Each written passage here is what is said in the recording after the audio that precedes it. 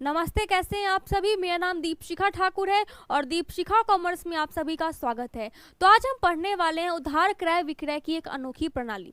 जैसे कि हम जानते हैं कि हमें कोई सामान खरीदना होता है, हमारे दिमाग में आता है कहीं से तो पैसे मिल जाए तो मैं उसको खरीद लूँ, बाद में पैसे वापस कर दूंगा। पर ऐसा होता नहीं है, ऐसा सिस्टम अवेलेबल नहीं है।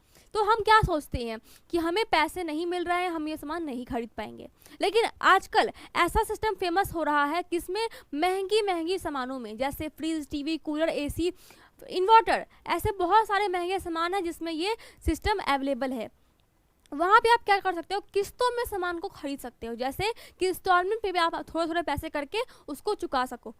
तो ऐसा सिस्टम आजकल यहाँ पे आ चुका है। जैसे आपने एक फ्रिज लिया, अब आप उसको क्या करोगे, उसको खरीदोगे और थोड़ा थोड़ा करके उस पर क्या करोगे, इंस्टॉलमेंट पे पैसा दोगे, किस्तों में दोगे। लेकिन इसमें क्या होता है कि आपको कुछ इंटरेस्ट भी देना पड़ता है, क्योंकि आपने लंबे समय तक पैसों को थोड़ा थोड़ा करके दिया है। तो इसको हम बोलते हैं इंस्टॉलमेंट पेमेंट सिस्टम, जिसमें कि कुछ फ़ायदे होते हैं और कुछ और सारी अपॉर्चुनिटी होती है आपके पास। जैसे कि इसमें क्या होता है कि आप जब भी सामान को खरीदोगे तो आप उसके मालिक बन जाओगे। ये फ्रिज आपने खरीदा है और अगर आपने इसको इंस्टॉलमेंट पे खरीदा है, इंस्टॉलमेंट पेमेंट सिस्टम पे खरीदा है, किस्त भुगतान पद्धति पे खरीदा है, तो आपको अगर इसने एक भी इंस्टॉलमेंट मिस हुआ है आपका, तो आपको कंपनी नहीं बोलेगी कि फ्रिज वापस करो, नहीं। लेकिन वही आप अगर हायर परचेज पे खरीदते हो तो आपको कंपनी बोलेगी फ्रिज वापस कीजिए, जो पैसे आपने अभी तक भुगतान किए थे उसको भी वापस कीजिए, जो भी पेमेंट हुआ था वो भी कंपनी रख लेगी, फ्रिज भी रख लेगी। लेकिन यहाँ बात किसका हो रहा है, इंस्टॉलमेंट पेमेंट सिस्टम का। यानी यहाँ पे ये फ्रिज आपका हुआ, आपके ही घर पे रहेगा। अब हम आते हैं अकाउंटेंसी में, कॉमर्स की दुनिया में, इसको हम कैसे सॉल्व करें उसको समझते हैं। सबसे पहले यहाँ पे बात किसका हो रहा है, हमारा इंस्टॉलमेंट पेमेंट सिस्टम का। तो यहाँ पे 3 लोगों को फायदा हो रहा है, 3 लोगों को यहाँ पे इसका पूरा पूरा लाभ मिल रहा है। जैसे पहला कौन है, हमारा क्रेता, यानी जो परचेस कर रहा है, सामान को खरीद रहा है। यहाँ पे उसके पास क्या हो रहा है, इसको फायदा मिल रहा है कि इसके पास पैसे ना होते हुए भी इसको यहाँ पे सामान मिल गया और इंस्टॉलमेंट के लिए टाइम भी मिल गया, पैसों को जमा करने के लिए वक्त भी मिल गया। दूसरा क्या है यहाँ पे, विक्रेता, यानी जो यहाँ पे सेल कर रहा है, जो कंपनी यहाँ पे सेल कर रही है, जो दुकानदार इसको सेल कर रहे हैं, तो उनके पास क्या हुआ, उनके पास ग्राहक की कमी नहीं हुई, ग्राहक उनके पास आते गए, प्लस जो इंटरेस्ट इनको मिल रहा है उस पर भी इनको बेनिफिट हो रहा है। तीसरा हमारा क्या आता है, समाज। अब समाज में कैसे फायदा हो रहा है, यहाँ पे जो भी लोग इसको खरीद रहे हैं, जो टीवी खरीद रहे हैं, एसी खरीद रहे हैं, फ्रिज खरीद रहे हैं, उनको क्या हो रहा है, उनका जो लाइफस्टाइल होता है वो डेवलप हो रहा है, वो अच्छे लाइफस्टाइल में जी रहे हैं, समझ रहे हैं कि हाँ ऐसे भी लाइफ हो सकती है। दूसरा फायदा क्या होता है समाज में, कि यहाँ पे जॉब बढ़ती है, यानी जो जॉब अपॉर्चुनिटी होती है वो बढ़ती है, क्योंकि ऐसी अगर कंपनी है तो उसमें कुछ लोग भी तो काम करेंगे ताकि उसको मेंटेन रख सके। अकाउंटेंट यहाँ पे बहुत अच्छा रोल निभाते हैं इसको मेंटेन रखने में। यहाँ पे जो कॉमर्स वाले लोग हैं उनके लिए फ़ायदेमंद वाला बिजनेस होता है। अब हम आते हैं कि इसमें हमें करना क्या क्या, इस चैप्टर में हमें क्या करना है, अकाउंटेंसी में हमें किसको कैसे यहाँ पे सॉल्व करना है, क्वेश्चन में इसको सॉल्व करते हैं। पहला क्या, डाउन पेमेंट। तो जब भी आप कुछ भी सामान खरीदते हैं तो क्या होता है, आप कुछ डाउन पेमेंट करेंगे। अब क्यों करेंगे, तो सामान ले रहे हैं, कुछ तो करना पड़ेगा। अगर कुछ भी नहीं है तो फिर आपको सामान वो नहीं देगा, क्योंकि उसके पास ये उसको विश्वास दिलाने के लिए कि आप बाकी का पेमेंट दे सकते हो, इसीलिए आप क्या करते हो, डाउन पेमेंट उसको करते हो। यहाँ पे होगा down payment. HPP equal to CP plus interest, यानी यहाँ पे हम देखेंगे कि जो हमने सामान खरीदा है उसको हमने कितने दाम में खरीदा है और उसको हम अलग अलग करेंगे, बांटेंगे कि हमारा कैश प्राइस क्या था। कैश प्राइस मतलब जो हमने सामान खरीदा उसका रियल दाम क्या था, सही दाम क्या था उसका, प्लस क्या करेंगे, इंटरेस्ट। अब वो आपको लंबे समय के लिए किस्त में भुगतान करने के लिए समय दे रही है, तो क्या होगा, वो कुछ इंटरेस्ट तो लेगी ही, तो उसको इंटरेस्ट को भी हम यहाँ पे प्लस करते हैं। तो क्या निकलता है हमारा, HPP हमारा निकल जाता है।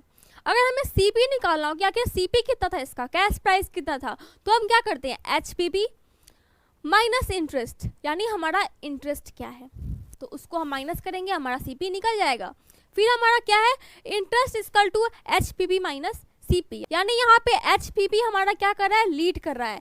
HPP मतलब क्या होता है, हायर परचेज प्राइस, यानी आपको कितने सामान कितने पैसों में आपने खरीदा है। तो इसको आप यहाँ पे थोड़ा सा भी कंफ्यूज मत होइएगा। अब ये हो गया फॉर्मूला, एक ही फॉर्मूला है, बस उसको हम क्या कर रहे हैं, बदल रहे हैं, हेर फेर कर रहे हैं। अब हम आते हैं इसके बाद हमें क्या करना है इस चैप्टर में।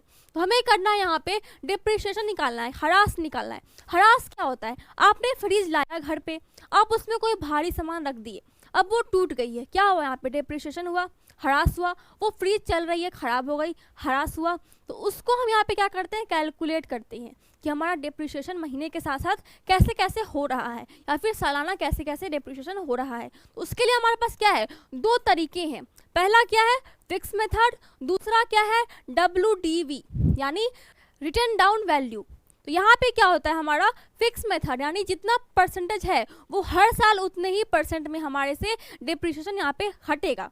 यहाँ पे क्या होता है कि जो सामान हमारे पास है उसमें जितना मूल्य घट गया उसमें से वापस से उसका परसेंटेज निकालेंगे। जैसे यहाँ पे कितना है, 10,000, परसेंट कितना होगा, 10%, कितना आ गया हमारे पास, 1,000। ये क्या होगा हमारा डिप्रिसिएशन।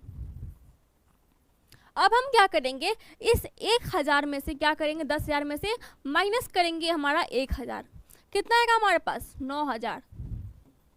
अब इस 9,000 में से हम क्या करेंगे, परसेंटेज निकालेंगे, यानी जो घट गया है अमाउंट उसमें से वापस से परसेंटेज निकालेंगे। यहाँ पे क्या आ गया हमारा, 9,000 का 10% कितना हो गया हमारे पास, ये हो गया हमारे पास 900। यानी क्या हुआ, नेक्स्ट ईयर या फिर नेक्स्ट मंथ हमारे पास क्या हुआ, 100 हमारे कम डिप्रिसिएशन हुआ। तो ये मेथड ज़्यादा फायदेमंद होता है। तो इसके लिए हम क्या करते हैं, ज़्यादा क्वेश्चन आपको इस मेथड पे मिलते हैं। तो अब हम देखेंगे कि ये हो गया डिप्रिसिएशन, वो हो गया डाउन पेमेंट। अब हम आगे क्या करें, आखिर नेक्स्ट स्टेप इसका क्या होगा उसको समझते हैं। यहाँ पे आपको कुछ एंट्रीज मिलेगी जिसको आप समझ सकते हैं। हायर परचेज में अलग एंट्रीज थी, यहाँ पे थोड़ी एंट्रीज चेंज होती है, जिसमें पहला एंट्री क्या है आपका, assets account debit, interest suspense account to vendor account. यहाँ पे एक नया चीज़ आ रहा है, क्या हुआ हमारा, इंटरेस्ट सस्पेंस अकाउंट। तो यहाँ पे क्या होता है कि आप सबसे पहले इस इंस्टॉलमेंट में क्या लिखते हैं, इंस्टॉलमेंट पेमेंट सिस्टम में कि आखिर आपको कितना पेमेंट करना है, टोटल कितना आपका सीपी था, कितना इंटरेस्ट था, वो सब कुछ हम एक बार में यहाँ पे लिख देते हैं। जैसे ये क्या हुआ हमारा, ये हो गया हमारा सीपी, ये हो गया हमारा इंटरेस्ट, और ये हो गया हमारा HPP, हायर परचेस प्राइस। तो यहाँ पे क्या हो रहा है कि आपने सब कुछ लिख दिया कि हाँ इतना हमारा सामान का दाम था, इतना हमने पेमेंट करना है, और इतना हमारा इंटरेस्ट हुआ। अब हम नेक्स्ट में क्या करेंगे, उसको एडजस्ट करते जाएंगे, हर साल हम उसको एडजस्ट करेंगे उस अमाउंट को। जैसे यहाँ पे क्या है, interest account debit to interest suspense, यानी हम उसको इंटरेस्ट में क्या करेंगे, यहाँ पे सब कुछ यहाँ पे डालते जाएंगे। और जो हमारा hire vendor account debit to cash है, यानी यहाँ पे हमें क्या करना है, उसको हर इंस्टॉलमेंट पे क्या करना है, उसको पेमेंट करना है। जितना भी इंस्टॉलमेंट होगा उसमें तो वो अमाउंट छुपा ही होता है, तो इसलिए हमें क्या करना है, उस सीपी को यानी उस इंस्टॉलमेंट का अमाउंट को यहाँ पे भी हमें देना है, पेड करना है। तो उसको हम रिसीव करवा देते हैं, वो हो गया हमारा ड्यू, ये हो गया हमारा रिसीव। फिर यहाँ पे क्या आ रहा है हमारा, depreciation account debit to assets account.